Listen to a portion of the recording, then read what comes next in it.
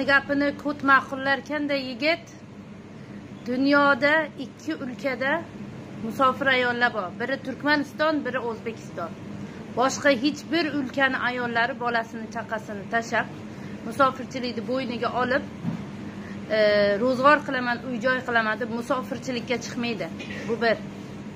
Ikkinchidan, dunyoni ikkita ülkesida o'zini erkakman degan sharafsi, nomusi, orini ko'chaga, musofirchilikka qo'yib qo'ygan dunyoning ikkita ülkesida erkaklar bor. Biri O'zbek, biri Turkman. O'zbek bo'lganlaringdan, Turkman bo'lganlaringdan faxrlaninglar.